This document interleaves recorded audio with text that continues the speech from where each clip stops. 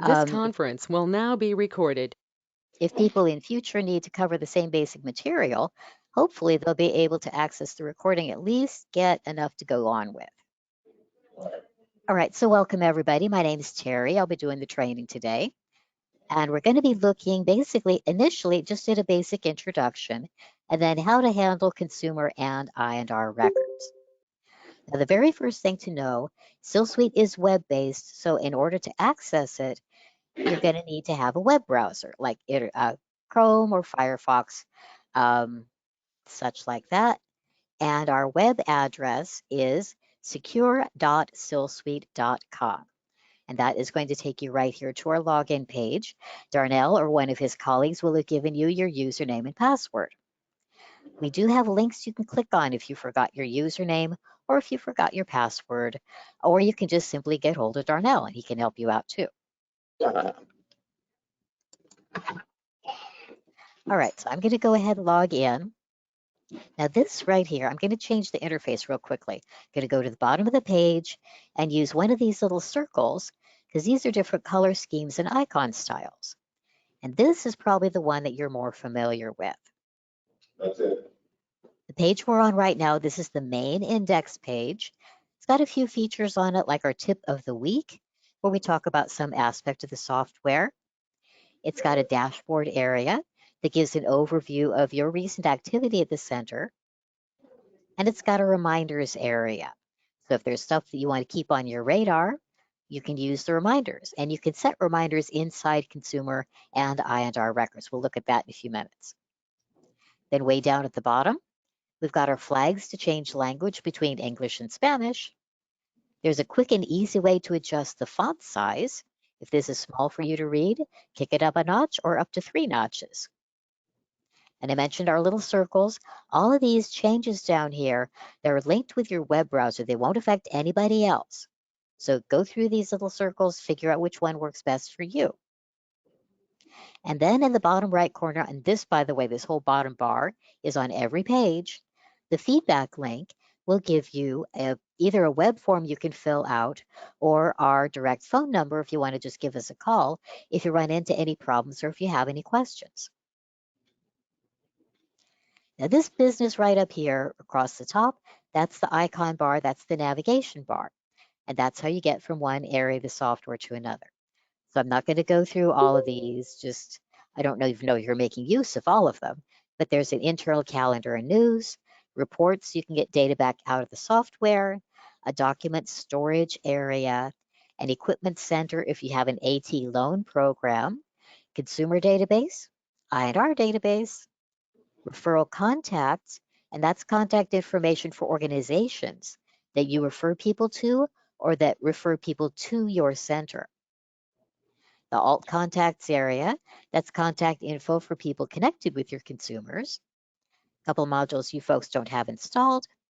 Time tracking to let you keep track of what you do every day. Community activities where you track outreach. Group events for things like hosting a peer support group. So you can set up a group event, check off the names of everybody who was there, and you don't have to go and manually update all their records because the software can do it for you. Forums is like a bulletin board system where you can post things that others can reply to, and this is available to everybody around the country that uses SillSuite. Audits to help you make sure all your consumer records are in good shape. The support area, which also includes some pre-recorded training videos. The modules, which lists all the optional modules available for use in the system. And configuration, that is where your login account lives. So if you ever want to change your password, you can just bounce into configuration and make whatever changes you need to.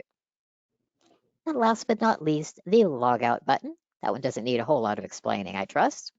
But I'd want to mention that if you are logged in and you stay on the same exact page for a whole hour, you're going to get a pop-up dialog box on the screen asking whether or not you're still there. And if you're not able to respond to that within about 5 minutes, it is going to automatically log you out. And unfortunately, if you were right in the middle of writing a note or something, when you got timed out, it's not going to save that partial note. You're going to need to start over on that. All right, so now we're going to head back over to the INR's area. That stands for Information and Referrals. And by the way, feel free to chime in if you have any questions at any point. Everybody doing okay? Yep. Awesome. All right, so this is the I&R list page. Now this top section here, I know it looks complicated, but it's broken into sections. The search records will help you look for a particular record. And if you're not sure whether the person is an I&R or a consumer right now, you can check search all record types. Go ahead, sir. Okay.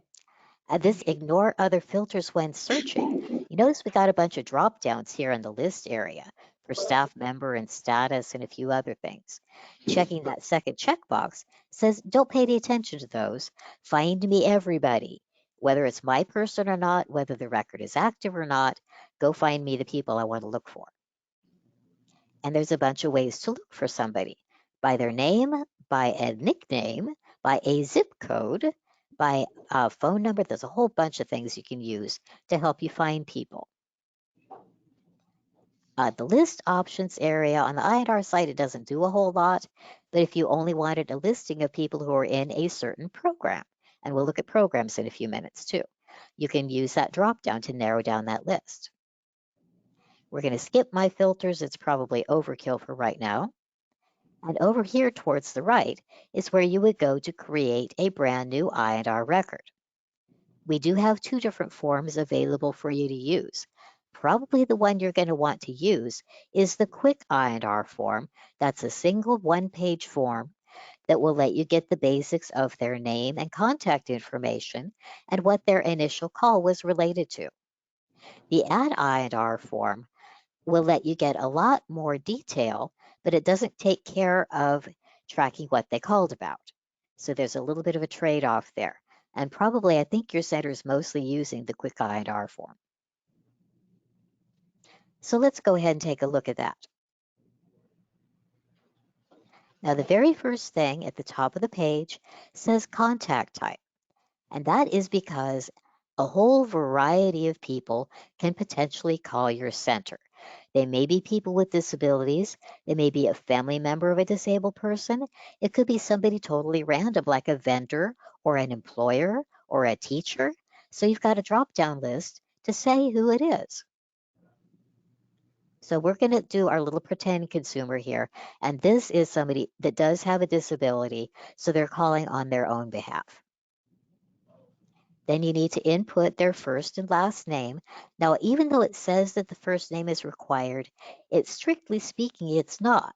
If you leave that field blank, then we'll use a first name of unknown. If the last name field is left blank, we'll use a last name of I&R. So you don't have to make up names for people if they choose not to provide you with that information. Now, I'm going to put a name in that I know is already in my database, just to show you what that's going to do. So it's going to give you this on-screen notification if that person is already in there. Now, the first and last names do have to be spelled exactly the same in order for SillSuite to consider it a match. So who should we do? Let's see, who should we do an intake for here? We'll do Suzanne. All right, right below the last name field, there is a drop down for the county. Even if they don't give you any contact info, they might tell you which county they're in. So you can set that if they do tell you that. I've got a bunch of bogus counties in here. Right below the county, there's a button that says Show Hide Contact Info. Click on that button if they give you any contact info, phone numbers or addresses, or an email address. All of those fields are tucked away in there. We do a duplicate check on the phone number. So that's another way to spot potential duplicate records.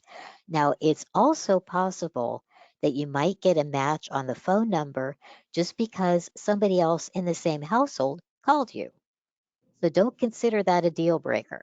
Even the name check, that's not a deal breaker either, because you could potentially have more than one person that you are providing services to that just coincidentally have the same name. It does happen. So feel free to ignore those duplicate warnings if you are confident that this really is a whole different person. And we can put in the email address. And they can say if they would prefer not to be on your center's mailing list. Now, one thing I want to mention here is that this county drop down here controls what shows up in the city and zip codes drop down. As soon as you select that county, the list of cities is going to only show the cities in that county. Same thing is true with the zip code. Once you choose the city, the zip code narrows down. In this case, it's just to a single zip code. Very long for this thing. Yeah, a little bit too much for me in the front. I have to tell you that. Everybody doing okay there? Thank you. Yeah. Okay. All right. Now, before that, after that contact info block, there is a way for you to say who's going to be taking the lead in working with this person. And your name is going to show up there by default. Oh, I didn't even notice it. You didn't know that? If they have special needs in terms of how they need to be gotten hold of, the default is just going to be standard regular US mail. But if they need large print or braille, or if they prefer email instead, this whole drop down, by the way, is under the control of Darnell and his fellow database admins. If there's something that we're missing that you guys use as a contact method, he can go in and make that kind of change. And if there are some of these that you guys don't do, well, they may already have been removed. But if they're not, he can remove those as well. Then we've got the start date field, which is when they began working with your center. For INRs, that's usually going to be the current date. That's what it defaults to. You can backdate that if you're playing catch up on your data entry. And then we've got a drop down to say what they called about. Because of the way that INR records work in the software, all services attached to those records are going to get counted as information and referral services on your federal report. But we do give you the service dropdown to let you say what they did call about. So here is a big scrolling list of all of the different service types in your center's database. Now I've got some silly service types in my database, but maybe this person called with a question about transportation services. Now, if that is related to, if whatever they called about is related to or is because of the COVID-19 pandemic, we've got a checkbox you can check to make sure that that gets counted on the correct federal report, because they've got a whole separate federal report for COVID-19 stuff. Then we've got this increased access area dropdown. Now that's for the federal report that wants to know specifically about people who need better access to their 3 targeted areas, which are transportation, healthcare services, and assistive technology. So if their call is related to any of those 3, go ahead and select it. Well, transportation services, that's kind of obvious. We'll just go ahead and select that. Then we've got a note field. Now remember, the name isn't actually required, although it says it is. This one really is required. We're not going to be able to create the record without you filling in some information about the nature of the call, what you told them, what they asked about, anything you want to put into this note area.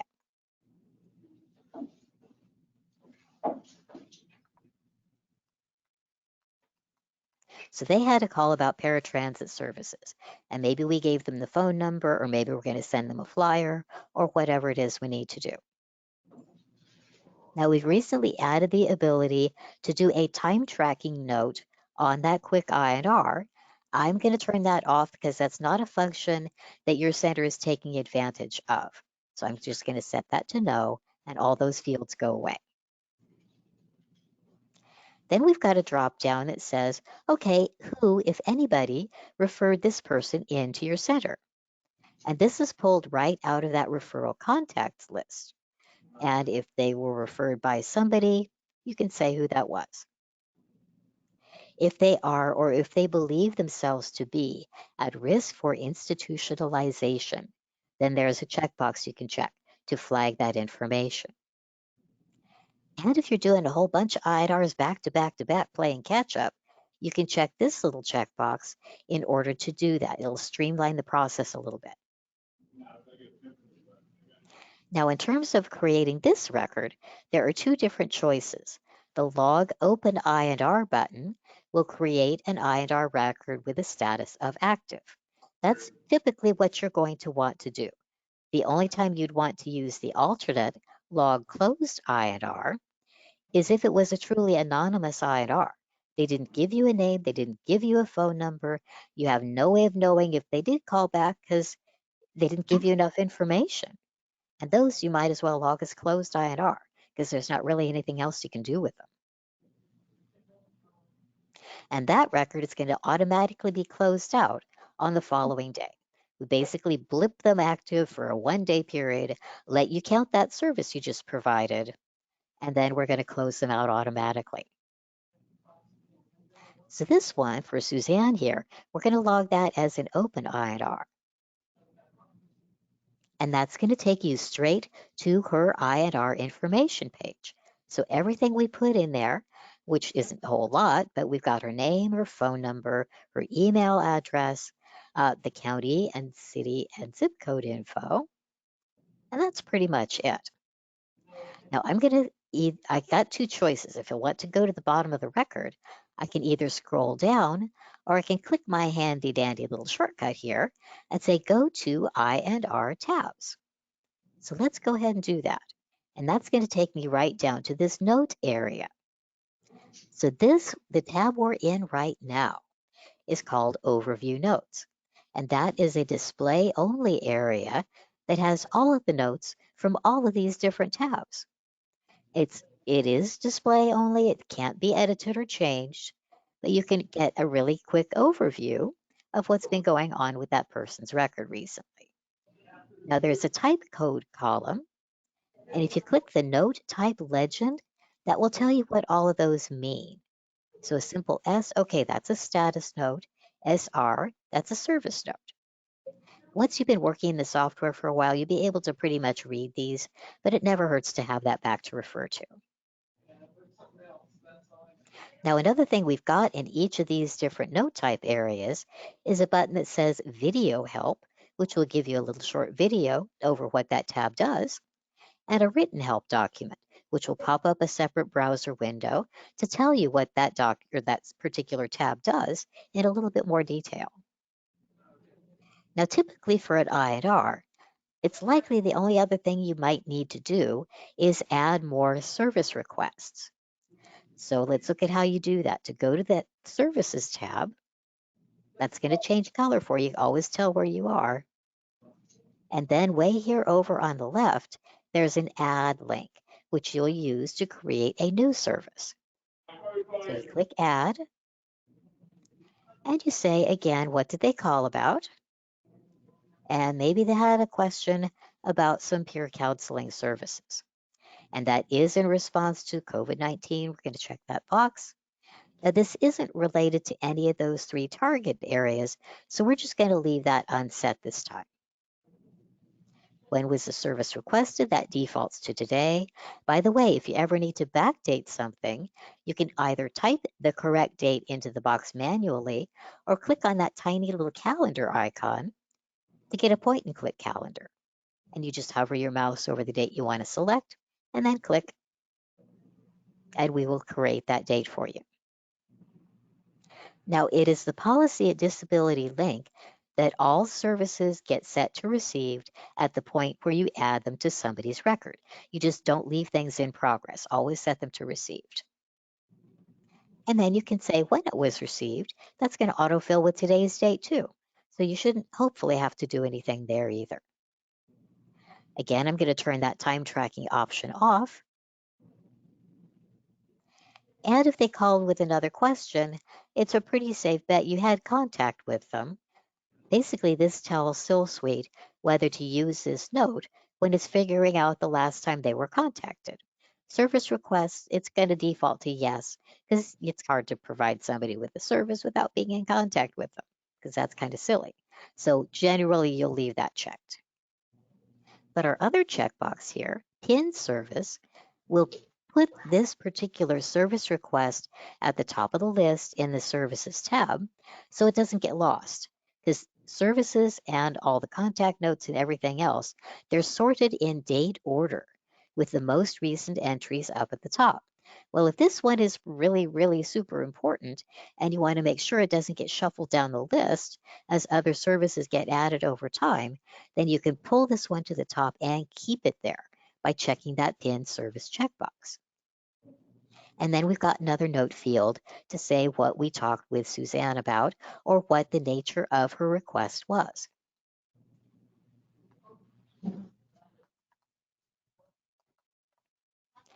Now, if you end up, this isn't likely to happen on the I&R side of things, but I do want to mention this add another service to note option. That is for situations where you spend like an hour on the phone with somebody, and during the course of that hour, you provide 5 different services. You talk about a bunch of different topics. You're able to help them in 5 different areas. You've got the option to create a single note that talks about all of those different topics, and then just connect this single note with a bunch of different service types. I keep having to turn that time entry thing off. But you would say, what else did you talk about? Well, we also talked about family services. And maybe we talked about some other things too. So you can tag a bunch of different service types onto that one single note.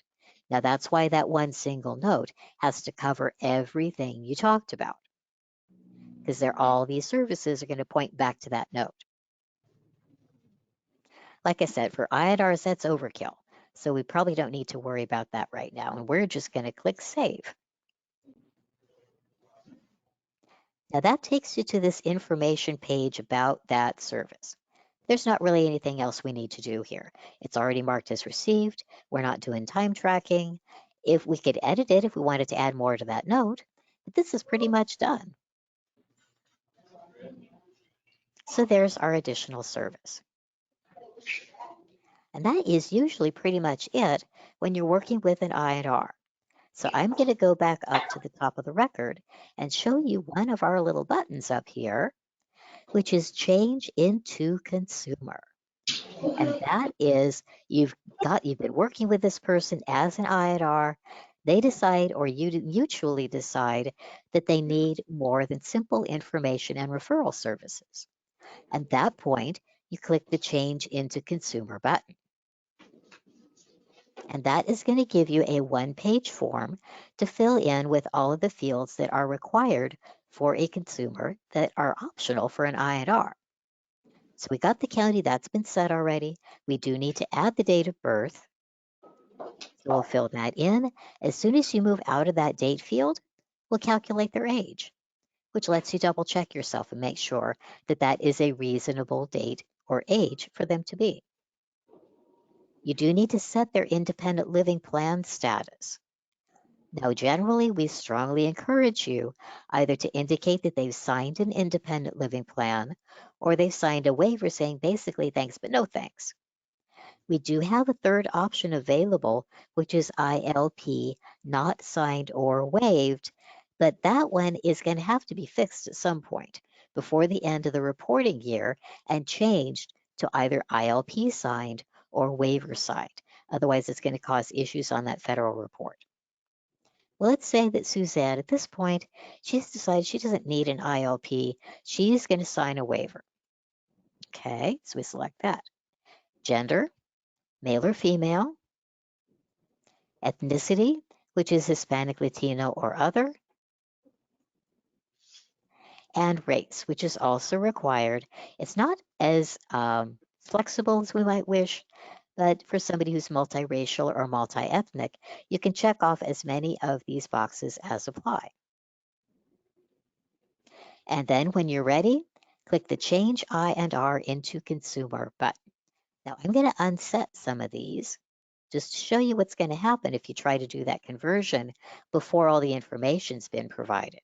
If I say change I&R into consumer, it's going to stop me, say, please select an ethnicity, and it's going to park my cursor right where it needs to be. So I'll go ahead and check those off and say change I&R into consumer. And it's going to ask if I'm sure. So this is my last chance to change my mind. And if I say OK, that's going to go ahead and make it a consumer record. Notice all of our little headers here now say consumer. They used to say I&R. So you can tell at a glance what somebody is currently. Now we've also got this red message up here at the top that says that they're missing some items. And there's a show items button at the end of that message. And if I click on that, it's going to point out there aren't any goals in this record. There's no disability info. And currently, the third thing that it doesn't mention is that we also need to add any services that they will be receiving now that they are a consumer. You can hide that away, get it back out of your life. And you can use that shortcut Go to Consumer tabs to get back down to that note area. Well, it remembered the last thing we did was add a service, so it left us in that particular tab. So the other missing information fields, we need to add some disability information. So you click on that tab, then you click Add, and then you say what type or category of disability they have. Now, this is a very limited list. It's alphabetical, only 6 items long: cognitive, hearing, mental emotional, other, physical, and vision. And you would choose whichever is most appropriate. Notice that there is no option for multiple disabilities, which means that you will have to add a separate disability entry for each different disability the consumer has. So maybe Suzanne has a physical disability. As soon as you select the disability type, you get an additional drop-down of specific disabilities of that type. Again, it's an alphabetical list, and you choose whatever is most appropriate. Maybe Suzanne has a respiratory condition. You've got the option to select a single primary disability for people who have more than one, or if they only have a single disability. This isn't required since you're not in California, which does require it, but it's helpful to say that which is the primary or main disability. What this is going to do, it's going to display information about that disability in the body of the person's record up on their information page. So you don't have to go to the disabilities tab to do the deep dive on what their disability situation is. You'll get a quick reminder right on the information page. Then we need a date attached to that disability condition. So that is for reporting purposes, because people's disability status may change even while you're already working with them. And if you ever have to do a report on how many people with brain injuries did you serve in a particular time frame, well, we need to know when that brain injury took place in order to be able to provide accurate data. The default is going to be the consumer's date of birth, because a certain percentage of disabilities are from birth, but others happen later in life. So feel free to modify that date if that is appropriate. And some situations, some disabilities like arthritis, for example, there is no suddenly woke up disabled start date for that disability. Most people will know in general what year, what time frame that did become a disabling condition for them. So do the best you can. It doesn't have to be accurate right down to the day. You don't need to see a doctor's diagnosis. This is all as self-reported by the consumer. So do the best approximation you can if they don't have a specific date. So maybe this was a number of years ago. There's also an end date for the disability, and that is for disabilities which are temporary in nature, like recovery from surgery or something like that, where there reaches a point where it's no longer a disabling condition for them, and then you can fill in an end date. And again, that's for accuracy in reporting. Because I'm logged in as a database administrator, I've got this staff entering note dropdown, which will let me enter data on behalf of a different staff member if I need to help them do some data entry tasks. Now, then I don't think any of you are going to be database admins. That dropdown isn't even going to show up, and all of your entries will go under your own name automatically. Then we've got a note field, and that is for whatever descriptive information is going to help you as you work with this person going forward, or will help your colleagues if they need to begin working with them. Whatever information you think is going to help.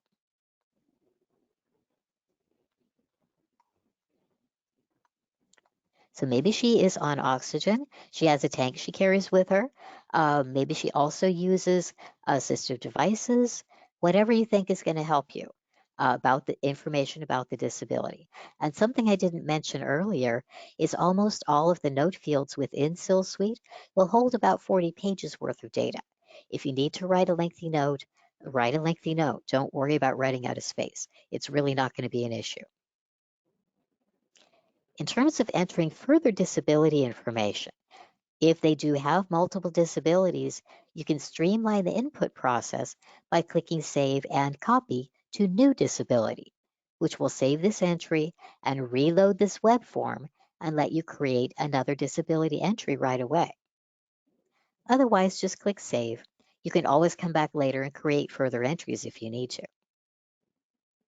So there's the information about this disability. The onset date, who entered it, disability type, specific disability, and that it's the primary, and that note that we added. And if I scroll up just a little bit here, right here is where that's going to display in the record itself. Now for this disability entry, I've got a link that says Edit, and that's if I need to make any changes, maybe add some more information to that note field. And there's a link that says Delete if that whole disability entry shouldn't have been there in the first place. What was I thinking? So that's not the same as setting an end date for a disability. This is pulling it out because it didn't belong there. It was a mistake.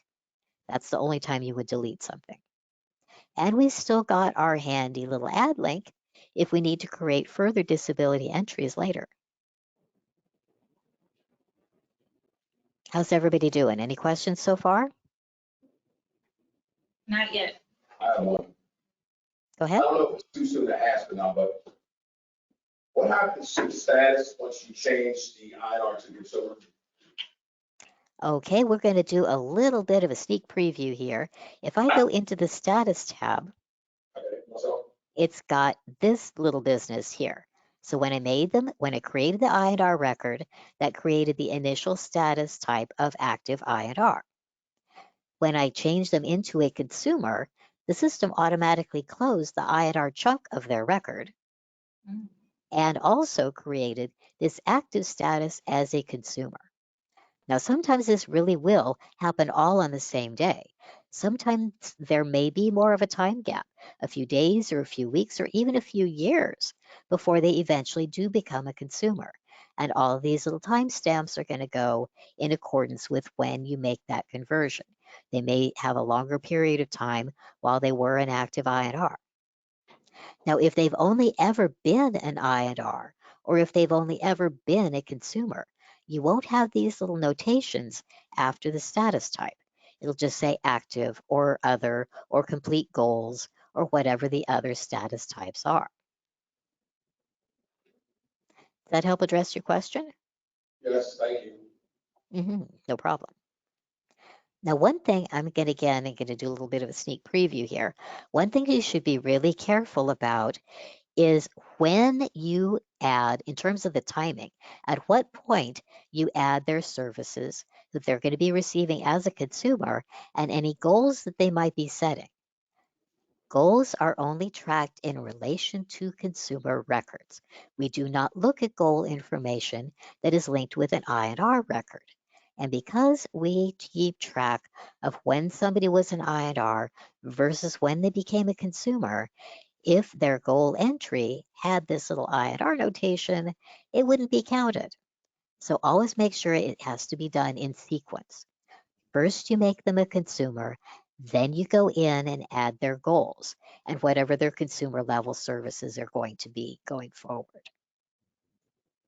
Well, speaking of goals, let's go ahead and take care of that. That was another item on our to-do list. So we go into the Goals tab. Again, we're going to click Add way over to the left. And notice we got a new little drop down up here that says Record Type.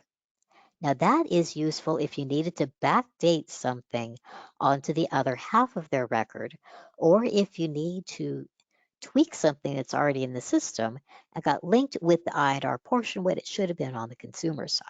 So this is going to be a little drop down that will show every record type they've ever had. Well, in this case, it's just INR and consumer. It's going to default to whatever they currently are. Typically, you won't have to mess with that. Only time you'd have to mess with it if you're doing cleanup after the fact. Then we've got a drop down for what type of goal it is.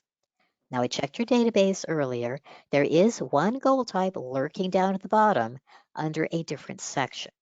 Now the top level goals section, those are the goals that are tracked directly on that federal report. Any custom goal types will be down at the bottom of the list.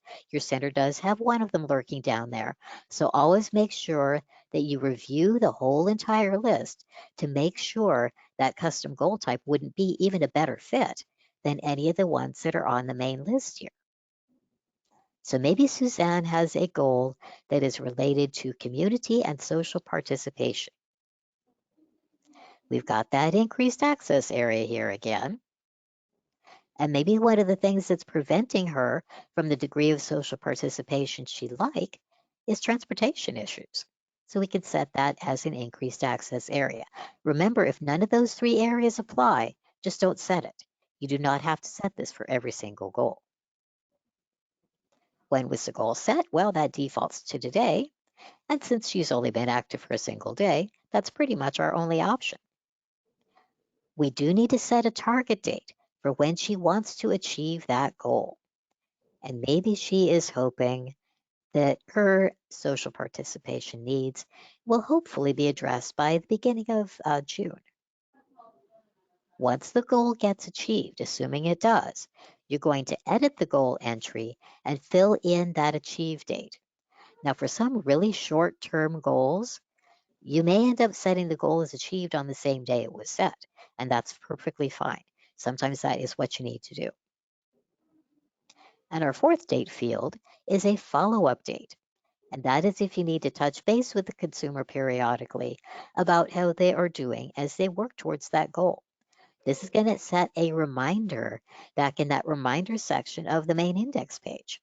And it's going to show up 7 days before whatever date you put in that follow-up date field. Then we've got a whole bunch of note fields. So the goal note, that's a description of the goal itself. The staff tasks is what you are committing yourself to do to help them work towards achieving that goal. Consumer tasks, what are their responsibilities going to be? And you can spell this out in as much detail as you like. Darnell can give you some guidance on what the structure of these different note areas should look like and which of them your center is actually making use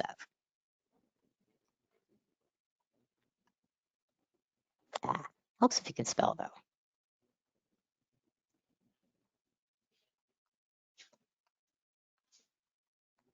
So she wants to improve her level of contact and social interaction. What are we going to do to help her do that?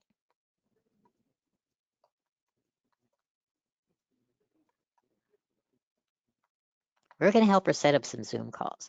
Now, what's she going to do?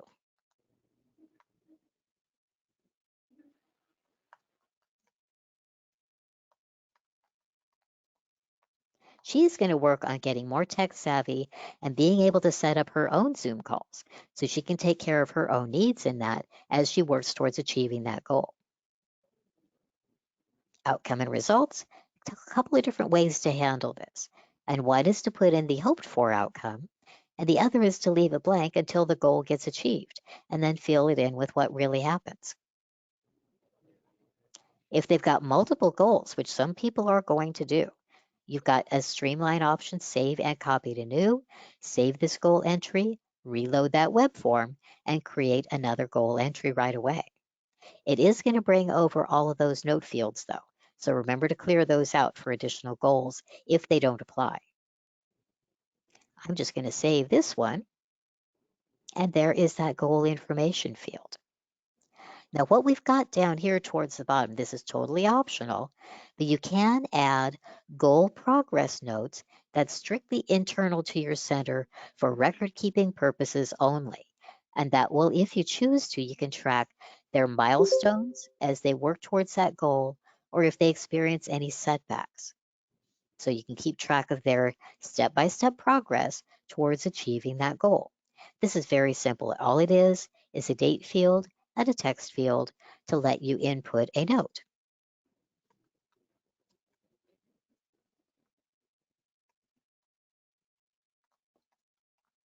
So we had our first Zoom call today. So I can just add that as a progress note. Okay, now this one, instead of links, it's actually got buttons for the edit and for the delete. Again, edit if you need to make any changes, delete if it shouldn't have been there in the first place. And we can go back to Suzanne's record. And there we go. So we've got the edit link, delete link. We do also have a cancel link, and that is used if they decide to drop a goal or if their whole record needs to be closed out before that goal could be achieved. So they do have the right to change their minds, decide a goal isn't working for them. And sometimes, like if somebody moves out of your service area, or if they just flat fall off the radar and stop responding to contact attempts, you may end up canceling some of their goals. And the view link will get you back to that goal information page if you want to look at or create more progress notes. And notice that this goal type, right after it, it has consumer in parentheses. The thing to look out for is any goal entries that say I and R instead of consumer, because those goals are not going to get counted. And then Darnell can help you with fixing those up if it's appropriate. Now, the other thing we need to do is add what services Suzanne is going to be receiving now that she is a consumer. So notice these guys are both flagged. They're connected with her I&R record. We got to add some consumer stuff in there too.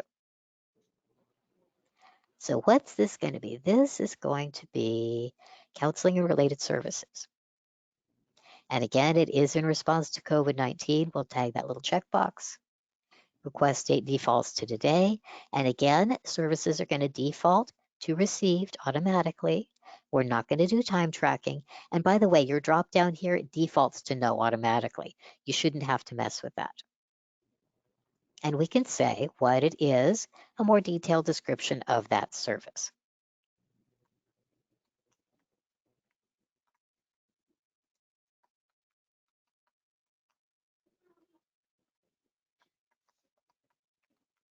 She wants to participate in online peer support.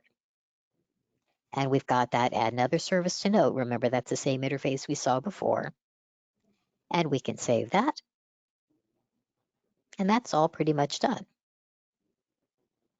And when we go back to her record, we'll notice that this guy says consumer after it. So that's linked with the consumer part of her record. And she is now set up to roll forward with further services and working towards her goal. So those are the biggies for reporting purposes. Does anybody have any questions before we go on and look at how to close a record?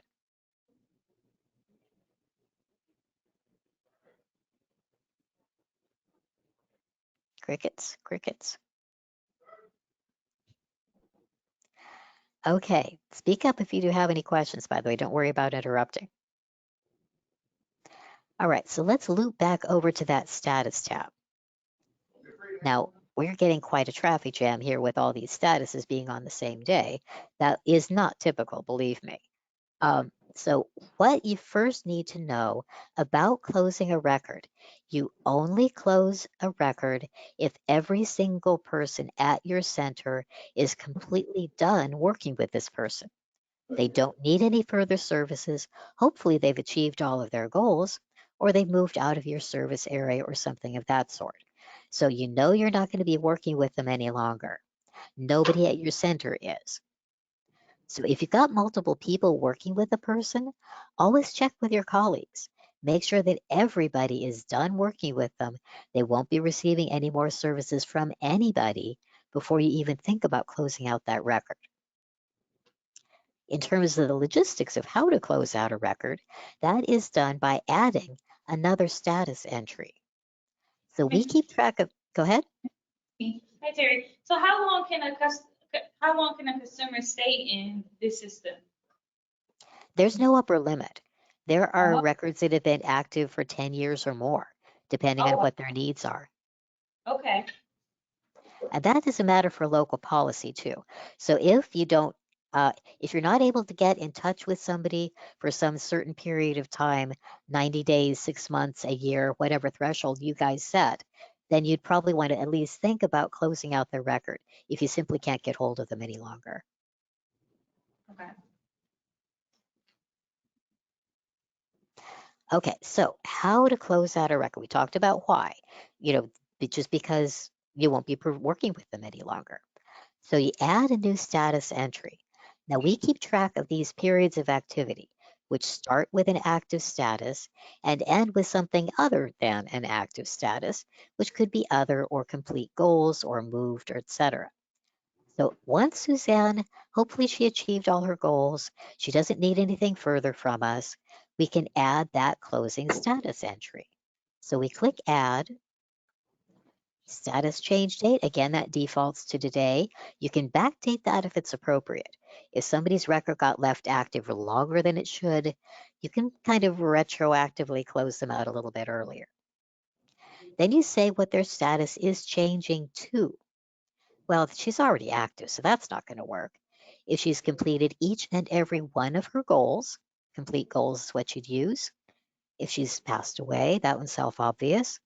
If she has moved out of your service area, or if she has fallen off the radar and you've tried contacting her at her previous phone number, her previous address, you can't get hold of her, the federal government decided the appropriate way to track that is to say that they've moved. Because you had contact info, it's not working anymore, you got to assume that they probably moved. Withdrawn is if they specifically say they don't want to receive services from your center anymore.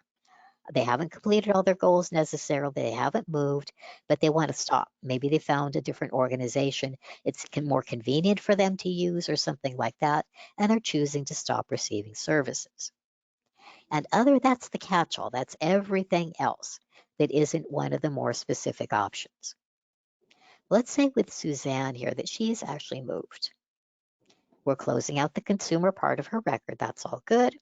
And we can add a note. It is optional, but it's strongly recommended to give a reason in writing, in words, for the closure.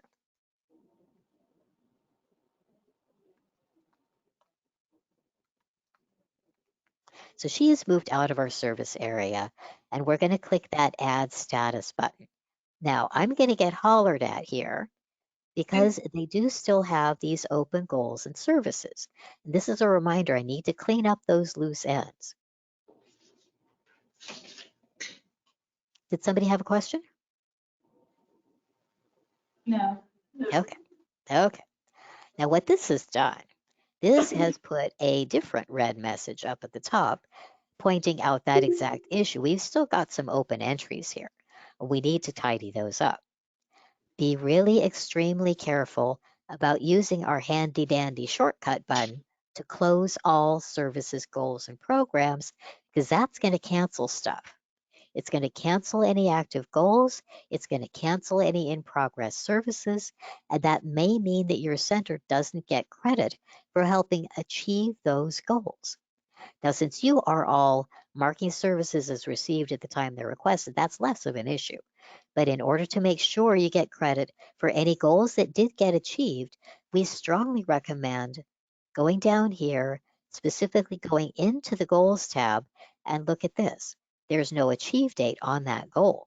So if she did, in fact, achieve that, we're going to need to edit the goal entry and fill in that achieve date. Well, this whole record's only been active for a single day, so that's the only date that I'm able to use. And by the way, if I were to choose a different date, whoops, it's going to get exactly this message. This record was or is not active on the date provided. Please be sure that's the date you want to use. If the record wasn't active on that day, we'll let you know. Now you can choose to ignore that message, and it will let you get away with that. But just be aware that the goal may not count correctly if you do get that little notification. All right, so this is now a closed out goal. And if I go back up to the top, my warning message is gone and I am now in good shape. Now, if you Excuse need me, to reopen, go ahead. I'm sorry, this is Jackie. I have a question about that one. If the person withdraw without completing her goals, what I should do? That time you're going to cancel. That's one of the times you will want to cancel that goal. So you'll have a little cancel link right down here with the goal entry, and you can say, yep, they didn't make it. We're not working with them any longer, and we do need to cancel that goal. Thank you.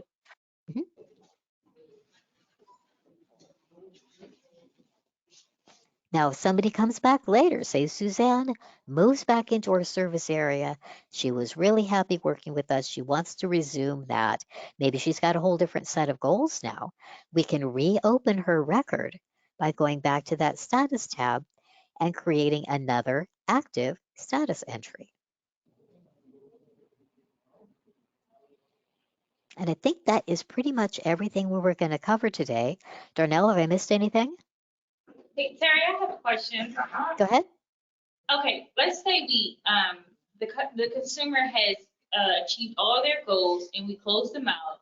And then let's say the very next day, the consumer wants services again. Do we just reopen it the same way? Can we do that? You can do that, yes.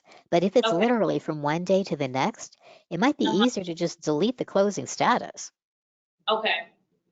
Now, if they were closed for a longer period of time, then it would be more accurate just to add the new active status like we saw before. And these guys didn't sort right, did they? These got a little bit backwards here. Oh, it's right. Never mind. Active, other, active, moved. Yeah, that's correct. Okay. Thank you, Terry. You're welcome. Any other questions, anybody? Any of these other note types you'd like to take a look at? So everybody knows everything, right? Okay. Terry, I have another question. What is the at loans? Is that AT Oh, loans? the AT loans. Yeah, the assistive technology. Oh, So- it's just technology. Okay. Yeah, so if you've got a loan program for various types of equipment, or some centers are using this to track out if they're providing PPE to people. Okay. So that can be handled through the AT loans area too. All right. Thank you. Terry, this is Jackie again. I have a issue not long ago with one zip code that is not showing in your system. It's a 30268. It shows the Fulton County, but it's not giving me that choice. It's not showing the zip code that I need. Okay, that's something Darnell can fix. Okay, good. Yeah, you can just go into your database and hook up that zip code with whichever cities it's in use. Yeah, Jackie, just let me know and I'll put it in there for you. Okay, thank you, Darnell. I will call you later. All right, any other questions? Any questions? I will not be answering questions for 2 weeks. If anybody wants to ask something, you need to ask a question. All right, 15 days. I'm gonna ask him. All right, go ahead. It looks good, Terry. Yeah, no, it was good. Yeah. Step by step, Terry. It was good. Appreciate All right, it. we'll go ahead and wrap up then. Thank you. I'm going to stop that recording.